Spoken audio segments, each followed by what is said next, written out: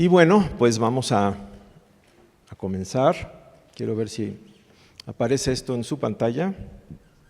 Sí lo tienen, ¿verdad? ¿Qué es esto? ¿Les gusta?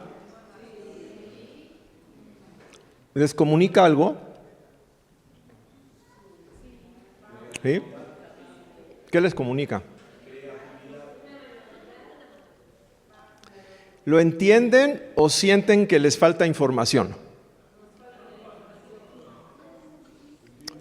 Para los que dicen, sí entiendo que es una flor, pero como que me falta información, a veces eso mismo nos pasa cuando aislamos versículos de la Biblia. Vemos el puro versículo y dices, ¡ay, qué bonito versículo! ¿Qué? ¿No? Pero como que algo falta, ¿no? Entonces, quédense con esta idea de la flor, porque vamos a regresar a ella en un minutito. Pero hoy quisiera que estudiáramos una vez más este pasaje, Isaías 54, del 2 al 3. ¿Y por qué este pasaje? Porque es, como muchos de ustedes saben, el texto lema para este año para la congregación. Mientras buscaban la dirección de Dios para la iglesia, los pastores llegaron a la convicción de que este era un pasaje especialmente significativo para esta congregación. Y yo sé que ya se ha hablado mucho de este pasaje, de hecho está por todos lados, ¿no? Pero al orar, cuando me invitó Ariel a compartir, al orar por el mensaje que yo tenía que dar, pues sentí que el Señor quería que lo viéramos otra vez.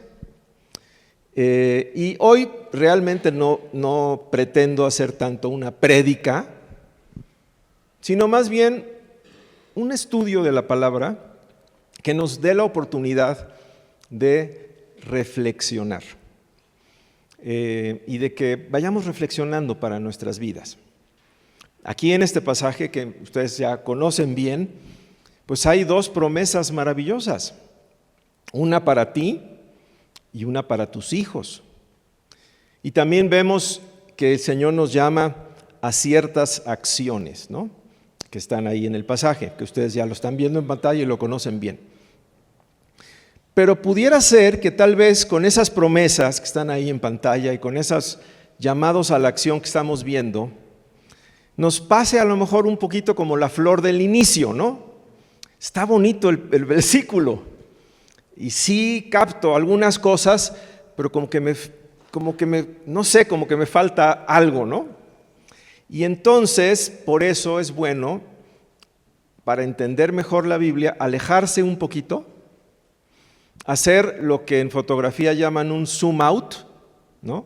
Que abres la imagen, porque solamente viendo el cuadro completo podemos entender correctamente tanto la flor de la ilustración como también la Biblia. Entonces, el título del mensaje de hoy es precisamente el cuadro completo. Y en el estudio de la Biblia, eso de ver el cuadro completo, le llamamos el contexto. Y es hacer un zoom out para comprender mejor el texto.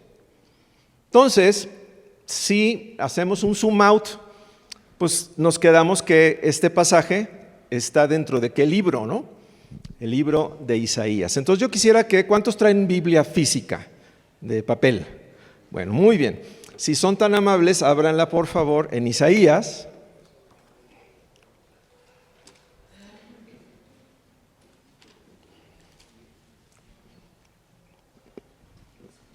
Les voy a compartir algunas cositas de este libro, pero quisiera que tomen Isaías y todo lo que es el libro de Isaías lo tomen así como yo lo estoy tomando, como que tener todo el libro en sus manos, exacto. Entonces ahí para que sientan, ¿no? el libro de Isaías. Muchos ya lo saben esto, pero Isaías es como si fuera una mini Biblia, ¿no? ¿Por qué? Porque ¿cuántos libros tiene la Biblia? 66. ¿Cuántos capítulos tiene Isaías? 66. Y la Biblia está dividida en dos grandes secciones, ¿no? ¿Cuáles son las dos grandes secciones de la Biblia? Antiguo Testamento, que tiene ¿cuántos libros? 39, allá como que 39. Y el Nuevo Testamento, que tiene ¿cuántos libros? Si son rápidos para las matemáticas, me dirán 27. Muy bien. Y también Isaías tiene dos secciones como muy claras. Los primeros 39 capítulos de Isaías están dominados por denuncias del pecado, anuncios de juicio. Constantemente en esos primeros 39 capítulos aparecen ideas como pecado, idolatría, orgullo, rebelión, castigo. Y al igual que el Antiguo Testamento, esta primera parte pone al descubierto, es como una radiografía del hombre, ¿no? Nos pone al descubierto y las consecuencias de la maldad. Pero a partir del capítulo 40 de Isaías, es decir, al inicio de los 27 últimos capítulos, ocurre un cambio completo, un cambio extraordinario.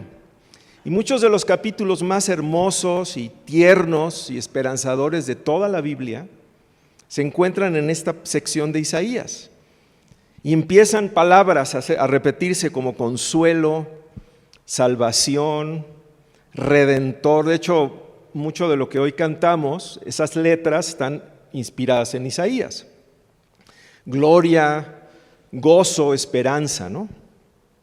Es como si la pregunta ya no fuera ¿qué merece el pecador?, sino ¿qué hará Dios para salvarlo? Entonces, ese cambio digamos, de los 39 primeros capítulos a los siguientes 27 empieza con una palabra, y esa palabra es consolad a mi pueblo. Es como si dijera Dios, el juicio era necesario, pero nunca fue mi última palabra. Entonces, ¿dónde está nuestro pasaje? El pasaje que estamos nosotros en la parte nueva, ¿verdad? En la parte de salvación, de restauración, de consuelo, de esperanza. Ahí está el pasaje. Isaías vivió en el siglo 8 antes de Cristo, en el reino de Judá, cuya capital era Jerusalén. Y él tuvo un ministerio profético que duró más o menos 50 años. Y el libro, evidentemente, lleva su nombre, pero no es una narración cronológica de la historia de Isaías, ¿no? Y te la va contando de principio a fin, sino ese libro del profeta Isaías, lo que es una compilación de sus oráculos o de sus profecías a lo largo de 50 años. Posiblemente sus discípulos se dedicaron a compilar sus mensajes, algunos escritos, otros que había dado verbalmente, y esa compilación es lo que tenemos como el libro del profeta Isaías. Y hay varias cosas muy fascinantes de este libro, que es un libro realmente muy fascinante, pero una de ellas es la manera en que Dios le permite a Isaías contemplar cosas del futuro.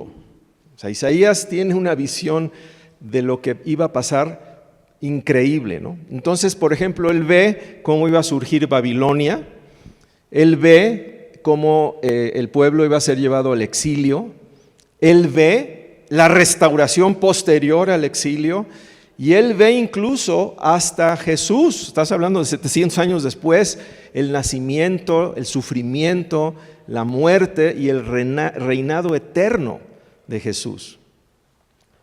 Y cuando tú ves Isaías y empiezas a leerlo, estas profecías, si lo lees así ligeramente, parecerían no estar relacionadas. Es como si fuera nada más una colección sin ningún tipo de estructura.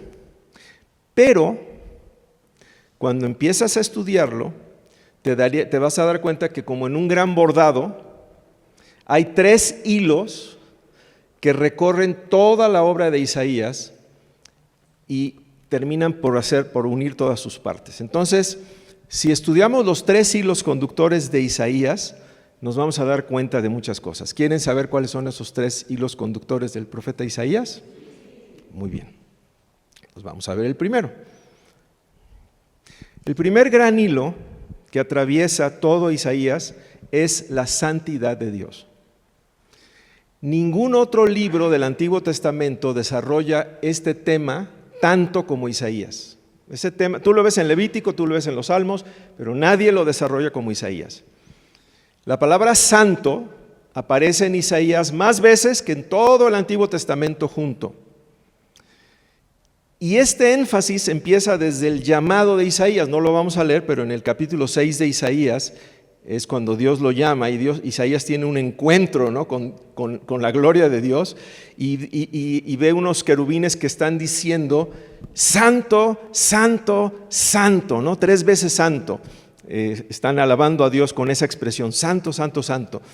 Y en el hebreo no existen ni signos de admiración, ni tampoco existe el bold, ¿no?, el negritas, ni existe, o sea, no hay, la manera en el hebreo de que tú resaltas algo es repitiéndolo.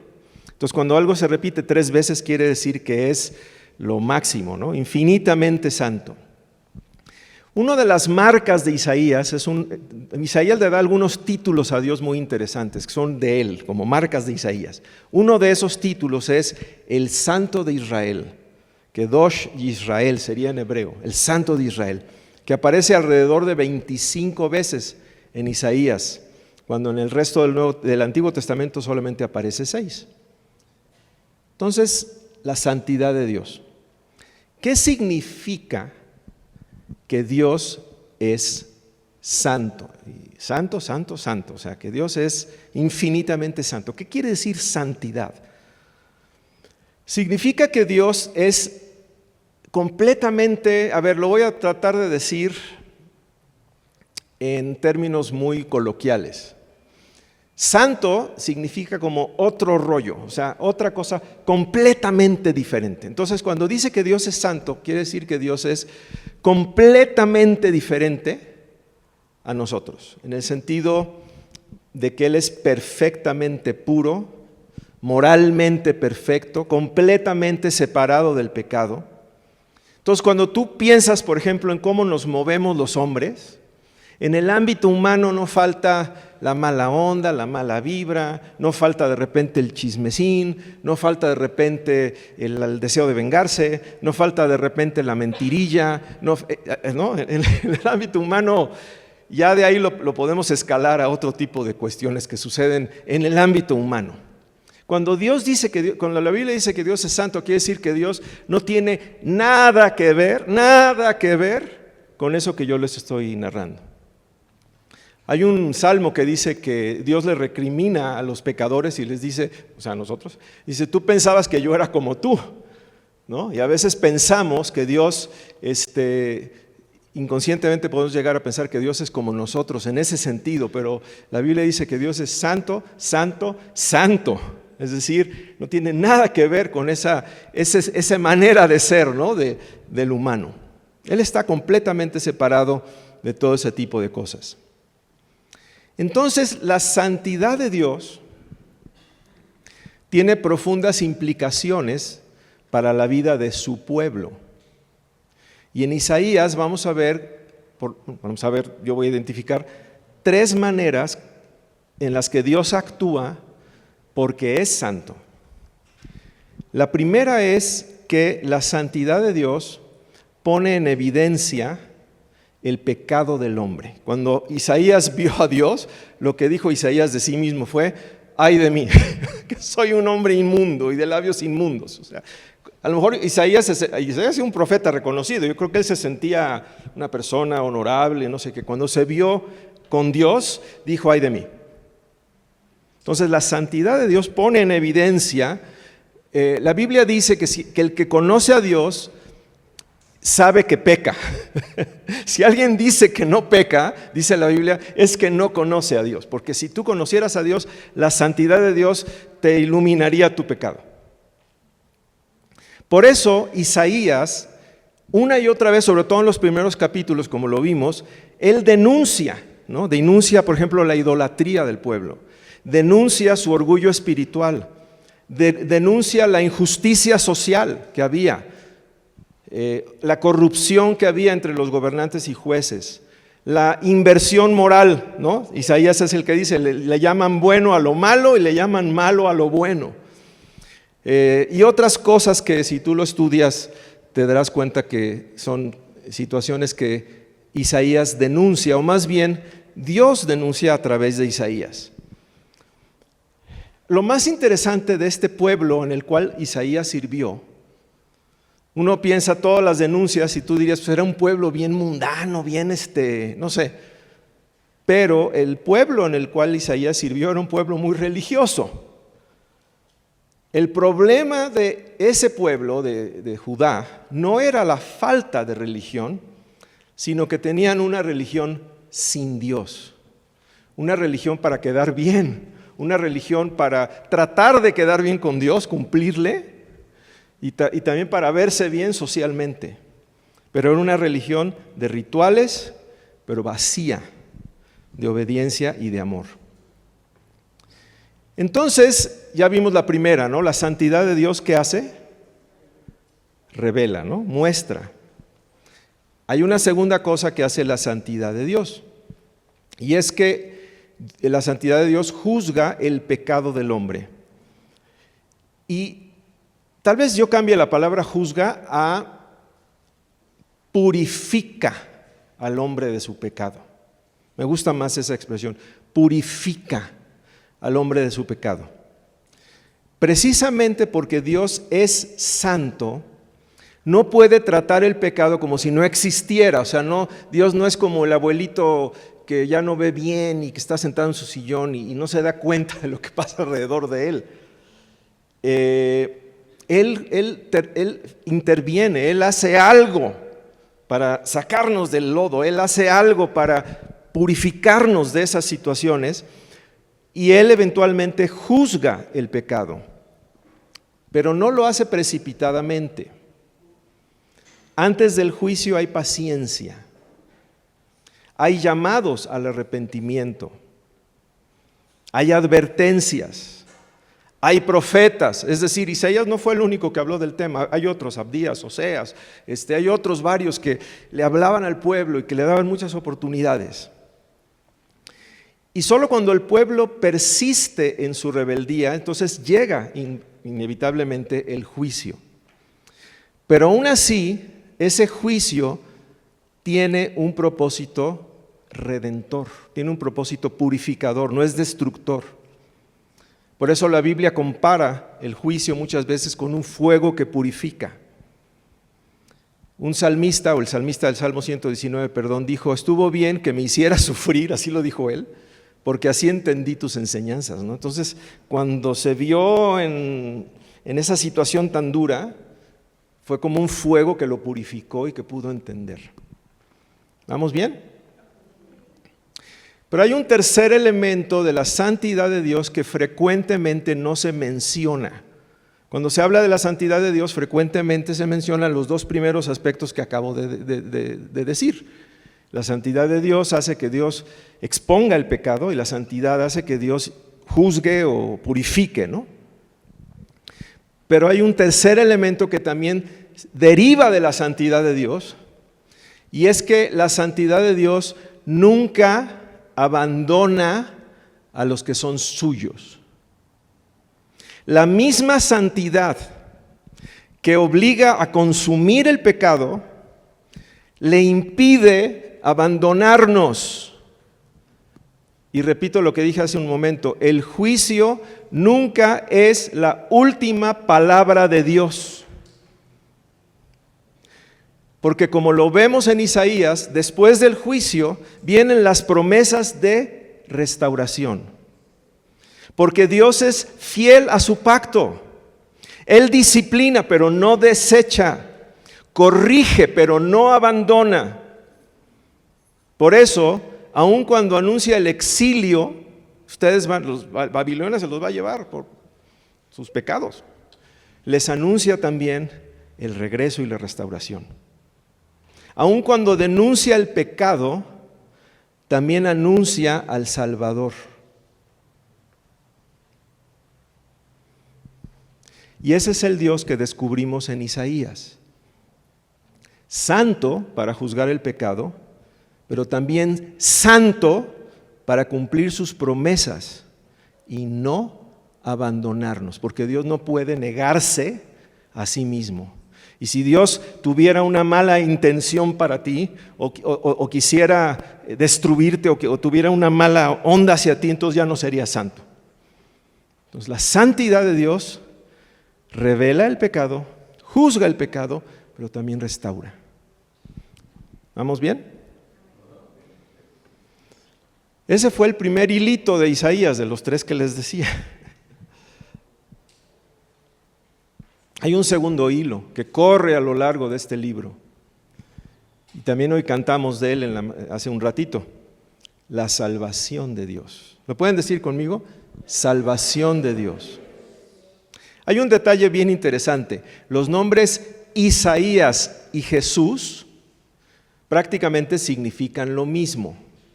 Isaías en hebreo es Yeshayahu, que significa Dios salva.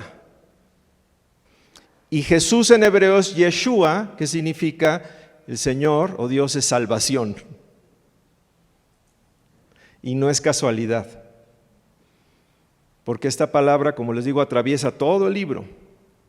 Las palabras salvación y salvar aparecen decenas de veces en el libro de Isaías. De hecho, este es el libro del Antiguo Testamento que más desarrolla este tema. Por eso también podríamos llamar a Isaías el libro de la salvación de Dios. Y aquí solamente quiero hacer una pequeña aclaración. Muchas veces, en ciertos contextos, cuando se utiliza la palabra salvación, si en verdad eres salvo, di amén, amén. Cuando se utiliza esa palabra, desafortunadamente se ha reducido su significado a nada más es boleto al cielo. ¿Eres salvo? Sí, ¿qué quiere decir? Que me voy a ir al cielo algún día. Es todo lo que es el único significado que se le da, no porque sea incorrecto, pero porque en Isaías y en el resto de la Biblia vemos que la palabra salvación es mucho más grande. Es rescate, es restauración, es reconciliación, es paz, es justicia, es Dios haciendo nuevas todas las cosas. Entonces, por eso Isaías dedica 27 capítulos, ¿no?, a hablar de la salvación. Muy bien. Ya vimos la santidad de Dios, ya vimos la salvación.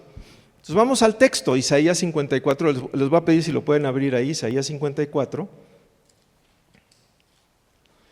Porque ya teniendo en cuenta estos dos elementos, quisiera que leyéramos no solo los 2 versículos que son el lema de este año para la iglesia, sino el párrafo completo, que son 10 versículos, para observar algunas cosas interesantes ahí. Porque el texto no está aislado, es parte de un pasaje hermoso que precisamente describe la salvación de Dios. Entonces vamos a leerlo, por favor, Isaías 54, del 1 al 10, y le voy a dar lectura desde acá. Dice: regocíjate, oh estéril, la que no daba luz, levanta canción y da voces de júbilo, la que nunca estuvo de parto, porque más son los hijos de la desamparada que los de la casada, ha dicho el Señor. Ensancha el sitio de tu tienda, y las cortinas de tus habitaciones sean extendidas. No seas escasa, alarga tus cuerdas y refuerza tus estacas, porque te extenderás a la mano derecha y a la mano izquierda, y tu descendencia heredará naciones y habitará las ciudades asoladas. No temas, pues no serás confundida, y no te avergüences, porque no serás afrentada, sino que te olvidarás de la vergüenza de tu juventud, y de la afrenta de tu viudez no tendrás más memoria. Porque tu marido es tu hacedor, el Señor de los ejércitos es su nombre, y tu Redentor, el Santo de Israel, Dios de toda la tierra será llamado. Porque como a mujer abandonada y triste de espíritu, te llamó el Señor.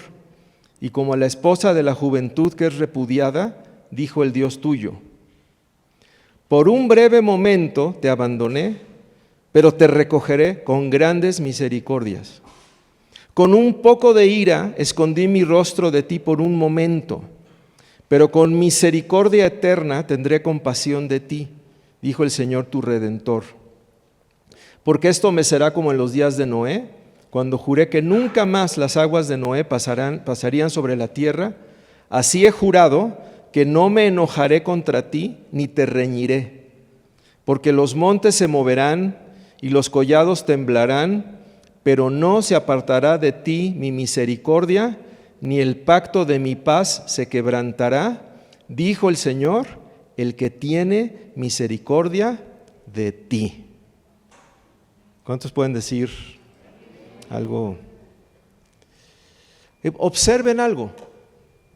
Los versículos 2 y 3, que son nuestro canto de batalla, están abrazados o rodeados por el carácter de Dios.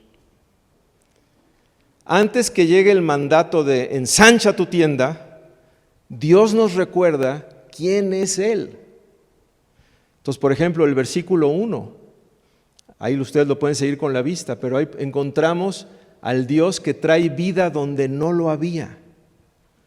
Dice, la estéril canta, la desolada tiene hijos.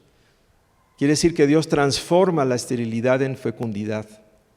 Luego el verso 4 al 8 dice, después aparece el Dios que restaura lo que el pecado destruyó. Se habla de vergüenza, de afrenta, de abandono, de viudez, pero Dios responde con restauración, compasión, misericordia. Quiero detenerme en el verso 5, porque ese creo que es muy poderoso. Dice, entonces llegamos a una de las imágenes más hermosas de todo Isaías. Tu hacedor es tu marido. Dios no solo se presenta como rey, no solo como creador, se presenta como esposo. Esto habla de intimidad, habla de pacto, habla de fidelidad, habla de amor. Y ese esposo no es un esposo cualquiera, es el Señor de toda la tierra. Y quiero que observen algo más. Les dije que hace un momento que uno de los títulos favoritos de Isaías para Dios, ¿cuál era? ¿Se acuerdan? El Santo de Israel, ¿no? Que habla de la santidad de Dios, obviamente. Pero hay otro título que curiosamente casi solamente aparece en la segunda mitad del libro y es tu Redentor. Dice tu Redentor, el Santo de Israel. Y me encanta que estos dos títulos aparezcan juntos. El Santo y el Redentor. La palabra Redentor describía originalmente a un familiar cercano que rescataba a un miembro de su propia familia. Entonces, si alguien había caído en pobreza, te puedo poner de ejemplo a ti, con tu hermano. Eso es un redentor. ¿Puedo dar tu ejemplo? Memo tiene un hermano que tiene parálisis, ¿no?, cerebral y básicamente pues no puede ser autosuficiente. Y Memo ha sido su hermano que ha estado ahí toda la vida. O sea, digo, Memo no es un chavito, ¿no? Tiene ya Tu hermano es mayor que tú y su hermano mayor. Entonces yo no sé cuántos años de tu vida has llevado, traído, visto, llevado al hospital, traído, regresado, convivido, limpiado o no limpiado. O sea, ya estás. Esa imagen, eso es un redentor, un pariente cercano que entra. Es lo que está diciendo. El primero que usó esa palabra para Dios fue Job, que dijo, mi redentor vive. Y después Dios lo usa para sí mismo, dice, yo soy tu redentor. Entonces podríamos seguir analizando este capítulo, este pasaje, del versículo, de estos 10 versículos, pero para no tomar tanto tiempo, quiero resumirlo en esto. Observen esto, los imperativos, ensánchate, extiende, alarga, refuerza, están rodeados por los indicativos de la gracia. Dios primero nos muestra quién es Él y después nos dice qué espera de nosotros. Nunca separes los mandamientos de Dios del carácter de Dios, porque entonces el llamado deja de sentirse, porque si lo separas, lo que Dios te pide se siente como carga. Híjole, es que todo lo que tengo que hacer y aparte me ensanche y que salga yo de mi zona de confort y que conozca más gente y que, madre mía, si no me conoces, Ariel, o sea, no estoy saturado, estoy oprimido, evidentemente sí. Entonces, el llamado de Dios no debe ser una carga, sino una respuesta de fe a lo que Dios nos dice de sí mismo. Bueno, hasta aquí hemos visto qué dice el pasaje. Ahora quiero que demos un pasito más, que intentemos sentir lo que sintieron quienes escucharon estas palabras que acabamos de leer por primera vez.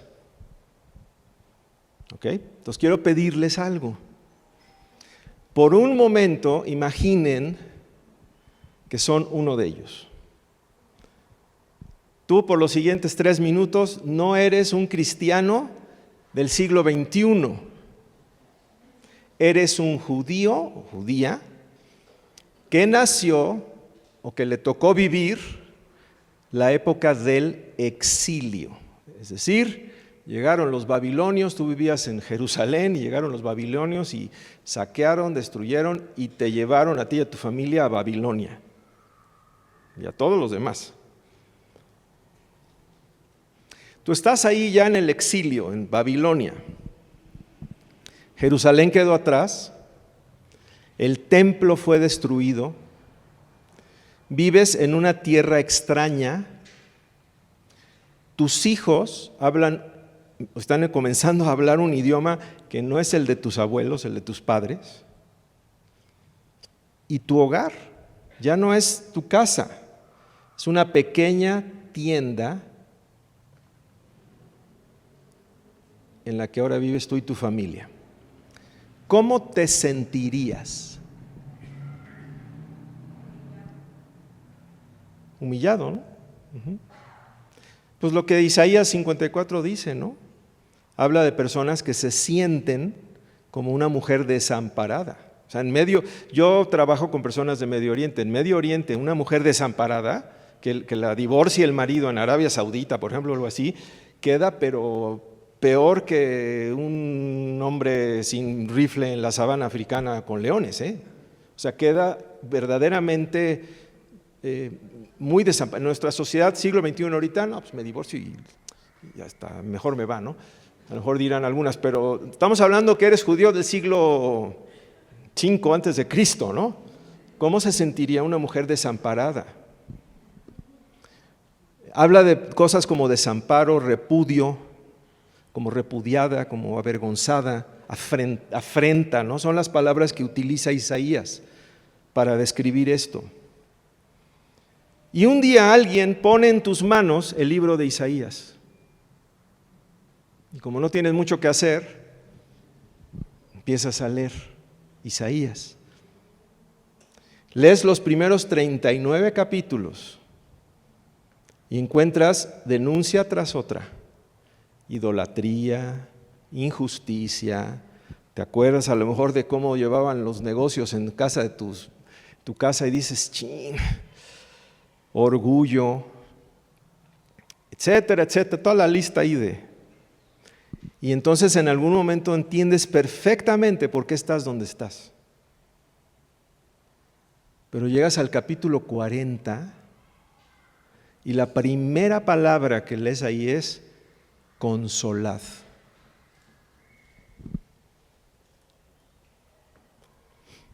consolad a mi pueblo. Y conforme avanzas, las promesas empiezan a aparecer una tras otra. Dios no se ha olvidado de nosotros. Dios nos hará volver. Dios restaurará Jerusalén. Dios enviará a su siervo. Y un día llegas al capítulo 54. Regocíjate, oh estéril. Ensancha el sitio de tu tienda. No seas escasa. Alarga tus cuerdas. Refuerza tus estacas. Si fueras ese judío o judía, ¿qué sentirías al leer esas palabras? Sobre todo si ya leíste, si ya te cayó el 20 que de la primera lista de pecados de, híjole, creo que estoy aquí porque la regamos. Pero luego empiezas a leer estas, ¿no sentirías tal vez esperanza, consuelo, la certeza de que Dios todavía no ha terminado? Y de pronto tal vez descubrirías algo asombroso, que Dios había pronunciado estas palabras para ti, pensando en ti, antes incluso de que llegaran los babilonios. Porque no es una carta que escribió Isaías de que estaba él en Jerusalén y les, oigan chavos, les escribo. No. Esto estaba escrito 200 años antes. Y ya Isaías había visto, va a pasar esto, van a venir. Es más, los profetas les decían, cuando lleguen los babilonios, ríndanse para que no les vaya mal. Y la gente necia se resistió y eso empeoró las cosas. Pero los profetas les advirtieron. Y Dios ya sabía, cuando Dios llamó a Isaías, le dijo, te voy a llamar a profetizarle a un pueblo que es muy de oídos, que no, su corazón es muy, está engrosado. No pueden oír, no oyen. Pero aún así, adviérteles y aún así, diles, para que cuando estén ahí en la tiendita y lean esto, sepan que yo soy santo y yo estoy con ellos. Y no fue el único profeta que habló así. Hubo otro profeta, se los voy a compartir rápido porque creo que es interesante, que fue Jeremías, que les dijo algo muy parecido, que lo tienen ahí en pantalla. Así ha dicho el Señor de los ejércitos, Dios de Israel, a todos los que están en la cautividad, a quienes hice llevar cautivos de Jerusalén a Babilonia. Edifiquen casas, o ya están en Babilonia. ¿Y qué les dice Dios? Ahora se friegan 70 años de duelo. No, les dice, edifiquen casas, habítenlas, planten huertos, coman del fruto de ellos, contraigan matrimonio, engendren hijos e hijas, tomen mujeres para sus hijos y den sus hijas en matrimonio para que den a luz hijos e hijas. Multiplíquense allí y no disminuyan. Procuren el bienestar de la ciudad a la cual los hice llevar cautivos. Rueguen por ella al Señor, porque en su bienestar tendrán ustedes bienestar, la palabra bienestar, porque así ha dicho el Señor de los ejércitos, no los engañen sus profetas que están entre ustedes, ni sus encantadores, no presten oído a sus sueños que ellos sueñan, pues ellos les profetizan falsamente en mi nombre. O sea, porque los falsos profetas los querían sacar de Babilonia y Dios les había dicho, van a estar 70 años. Entonces, cásense, prosperen, tengan bienestar.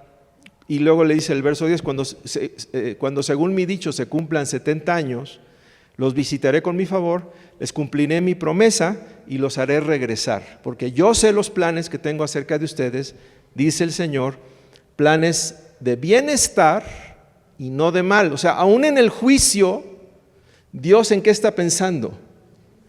En el bienestar. O sea, vamos a pensar que te merezcas el juicio. Bien merecido, vamos a pensar. Aún ahí, Dios tiene un plan para ti de bienestar. Dice, para darles porvenir y esperanza. Entonces sí pueden ver el parecido de Jeremías 29 e Isaías 54, ambos escritos para el mismo pueblo, en la misma situación, con el mismo propósito. No dejen que esto les afecte en su manera de pensar. No vivan. O sea, el castigo nunca va a ser vivir como si Dios ya hubiera terminado contigo. Ese no es el castigo de Dios. Esa no es lo que Dios produce jamás. La tristeza de Dios siempre lleva al arrepentimiento de lo que no hay que arrepentirse.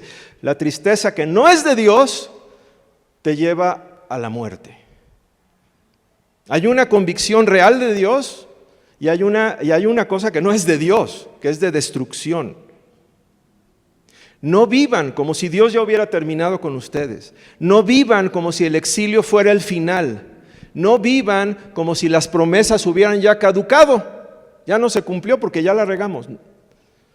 Aún en medio de la disciplina,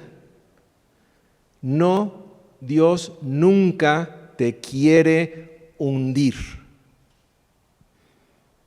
Es más, les dice, empiecen a vivir hoy de acuerdo con el futuro que Dios les prometió. Edifiquen casas, planten huertos, formen familias, multiplíquense, porque Dios todavía tiene un futuro para ustedes. ¿Vamos bien?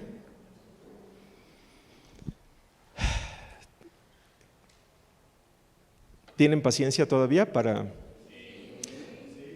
Si me han seguido ahora sí que el hilo del mensaje, en Jeremías les dije que había 3 grandes temas y nada más vimos 2. El primero, ¿cuál fue? La santidad de Dios. Y el segundo, la salvación de Dios. Pero hay un tercer tema que es a lo largo de Isaías y son las profecías mesiánicas. Isaías contiene tantas profecías acerca del Mesías, acerca de Cristo, de la venida de Cristo, que muchas veces se le ha llamado el quinto evangelio o el evangelio según Isaías. Y este tercer hilo es uno que desafortunadamente pocos judíos han podido entender. Los judíos al leer Isaías veían la parte de la restauración y la salvación, la santidad de Dios, pero se les barre, sus ojos siguen velados, muchos de ellos, ya no todos, a lo que Isaías les estaba hablando del Mesías. Porque ellos esperaban un Mesías conquistador y no pudieron entender un Mesías que los salvaría sufriendo en lugar de conquistando. Pero nosotros tenemos el privilegio de conocer y experimentar a ese Mesías. Porque Dios no solamente quiere o quería restaurar a su pueblo después del juicio, quiere hacer algo todavía más profundo, rescatarlo del pecado que hace necesario el juicio. Porque si no viviríamos de juicio, restauración, juicio, como en la época de los jueces, juicio, restauración, juicio, restauración, juicio, restauración. Dios tendría que estar constantemente purificándonos porque terminamos en las mismas tonterías, ¿no? Entonces Dios lo que quiere es producir una nueva criatura en nosotros, transformarnos, librarnos del pecado. Y entre todas las profecías mesiánicas hay una que creo que es importante que la leamos, que es Isaías 53. Si me acompañan, por favor, a Isaías 53. ¿Cuántos de ustedes han leído Isaías 53? Que precede a nuestro texto, ¿no? Es uno de los capítulos más impresionantes de toda la Biblia.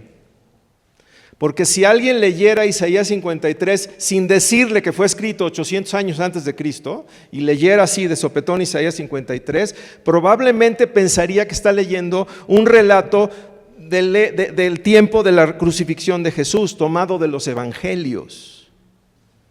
Sin embargo, fue escrito 700 años antes del nacimiento de Jesús. Y yo sí quisiera creo que es nuestra última lectura del día, pero me gustaría que lo leamos y vayamos viéndolo, por favor. Dice, esta es una profecía acerca de Cristo. Y Isaías lo ve tan bien, o sea, ve tan claro el futuro que lo narra como si fuera pasado. Despreciado y desechado entre los hombres, varón de dolores, experimentado en quebranto, y como que escondimos de él el rostro. Fue menospreciado y no lo estimamos. Ciertamente llevó él nuestras enfermedades y sufrió nuestros dolores. Y nosotros le tuvimos por azotado, por herido de Dios y abatido. Mas él herido fue por nuestras rebeliones, molido por nuestros pecados.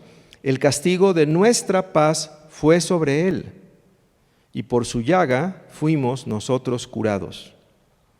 Todos nosotros nos descarriamos como ovejas, cada cual se apartó por su camino, mas el Señor cargó en él el pecado de todos nosotros. Angustiado él y afligido, no abrió su boca. Como cordero fue llevado al matadero, y como oveja delante de sus trasquiladores, enmudeció y no abrió su boca. Por cárcel y por juicio fue quitado, y su generación, ¿quién la contará? Porque fue cortado de la tierra de los vivientes, y por la rebelión de mi pueblo fue herido. Está hablando de la muerte de Jesús. Y se dispuso con los impíos su sepultura, se murió como el peor criminal, mas con los ricos fue en su muerte. Está hablando de que fue sepultado en la tumba de un rico que era José de Arimatea. Aunque nunca hizo maldad, ni hubo engaño en su boca. Con todo eso el Señor quiso quebrantarlo, sujetándole a padecimiento. Cuando haya puesto su vida en expiación por el pecado, verá linaje, vivirá por largos días. Esta es la resurrección de Cristo, y la voluntad del Señor será en su mano prosperada. Verá el fruto de la aflicción de su alma y quedará satisfecho.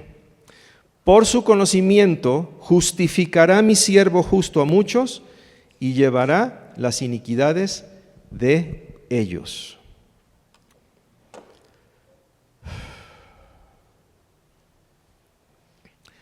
Ahora entendemos por qué Isaías 54 aparece después de Isaías 53. Porque las promesas de restauración no descansan solo en la buena voluntad de Dios, descansan en la obra de Cristo, el siervo sufriente.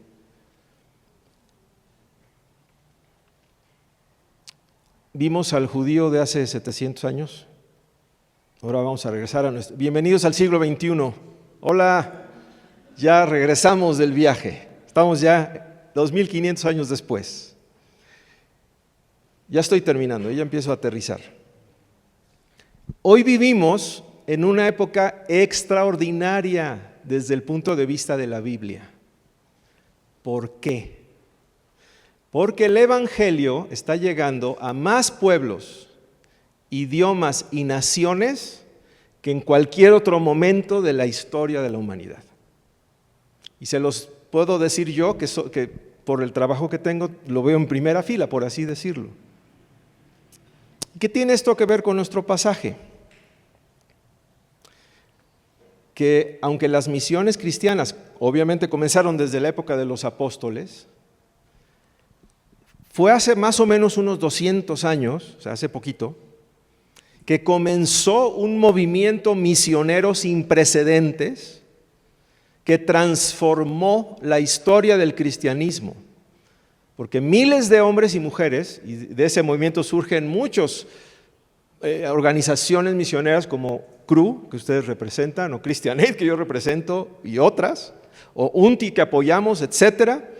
Todo eso surge en los últimos 200 años, en los cuales miles de hombres y mujeres han dejado la seguridad de sus hogares para llevar el Evangelio a lugares donde Cristo aún no era conocido.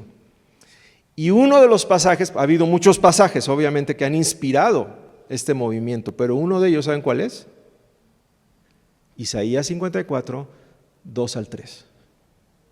De hecho, muchos pastores y líderes y misioneros comenzaron a entender por medio de Isaías que Dios quería expandir su iglesia y que los hijos de la iglesia heredarían naciones, es decir, serían misioneros de las naciones. terminamos donde comenzamos. Isaías 54, 2 al 3. Después de recorrer todo el cuadro, ¿por qué creen que Dios puso este pasaje en el corazón de los pastores para esta iglesia? Yo creo que este pasaje es una invitación de Dios para nosotros, para todos nosotros. Y voy a hablar de, a lo mejor cada quien es una invitación un poquito diferente. Para algunos tal vez es una invitación a dejar que la palabra de Dios sane nuestra manera de vernos a nosotros mismos.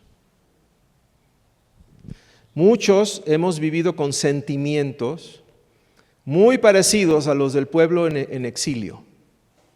Nos sentimos estériles, avergonzados, desanimados, afligidos, a veces hasta abandonados. Pero Isaías nos recuerda que no es la última palabra en nuestra situación.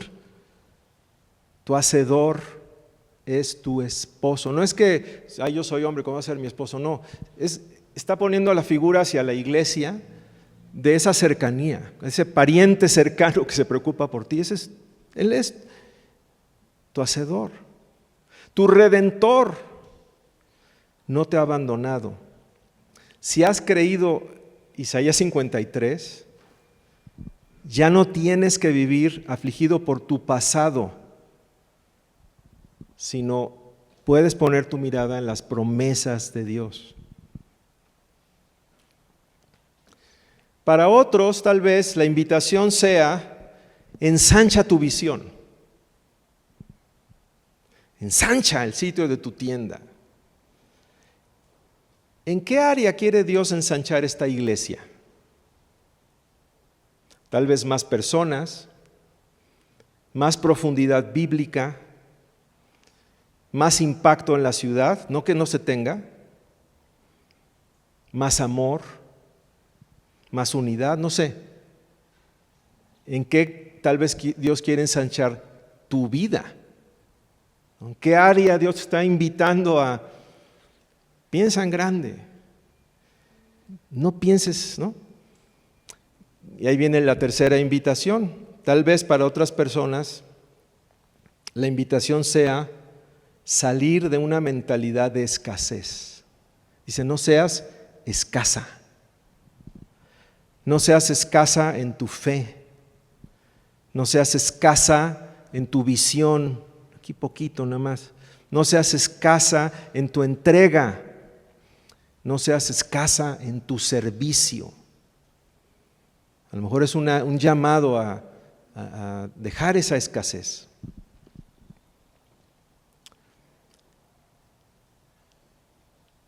Y tal vez vamos a detenernos aquí y vamos a orar.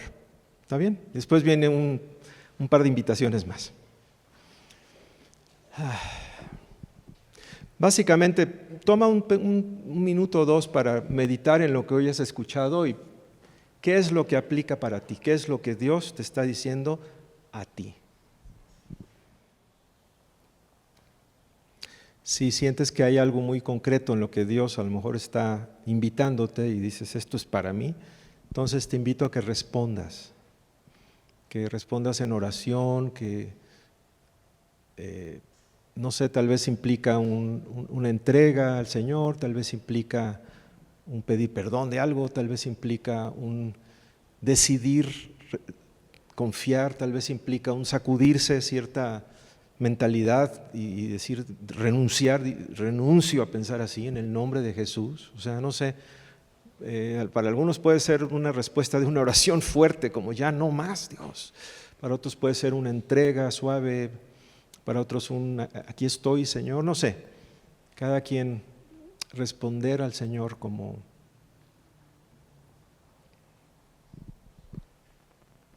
Y mientras estamos todos en esta actitud como de meditación, antes de terminar quiero decirle algo a nuestros amigos que hoy nos acompañan. porque también para ti hay una invitación, creo yo, de parte de Dios. ¿Recuerdan el pasaje que leímos, Isaías 53? El capítulo empieza con esta frase que está en la pantalla: ¿quién ha creído a nuestro anuncio?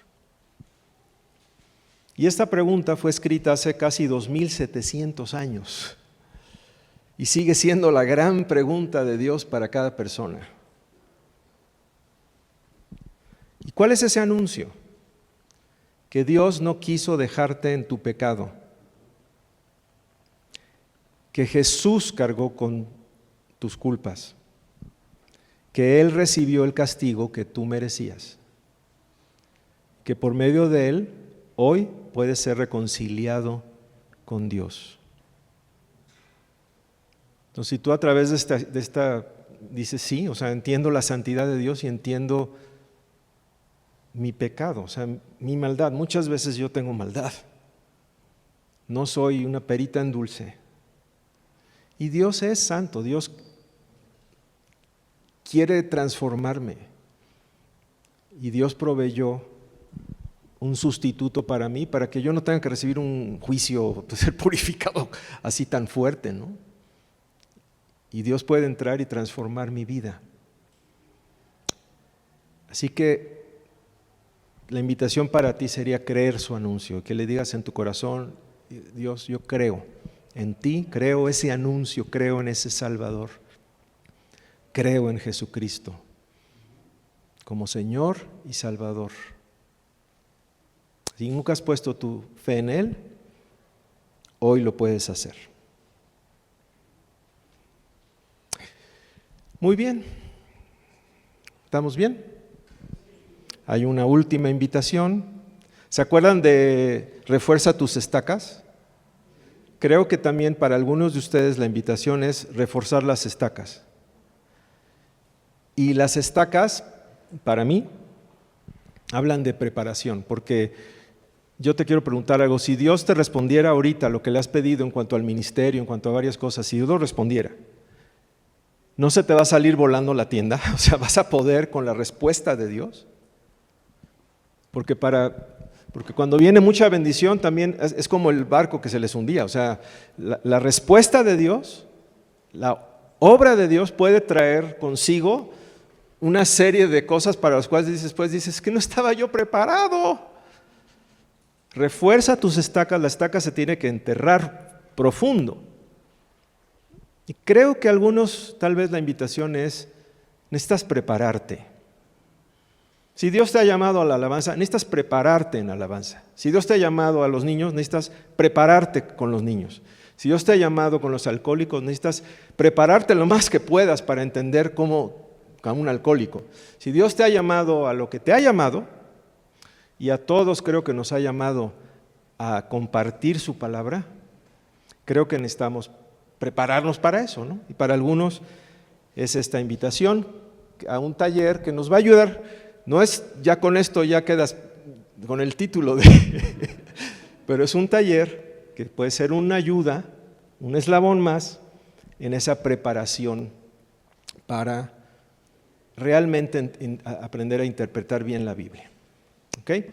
Entonces, el lunes, mañana es la fecha límite para inscribirse. Para no tomar tanto tiempo ahorita, ahí afuera están las invitaciones, es esta, por favor pasen por ella y se pueden inscribir ya sea hoy físicamente o si no en la semana, pero la fecha límite es mañana por WhatsApp, ¿ok? Entonces tomen su invitación, es la última invitación que les quiero hacer en este día, así que pues ha sido un placer estar con ustedes y les aprecio que es muy bonito compartir cuando las personas están así recibiendo, así que un gozo estar aquí con ustedes hoy. Dios los bendiga.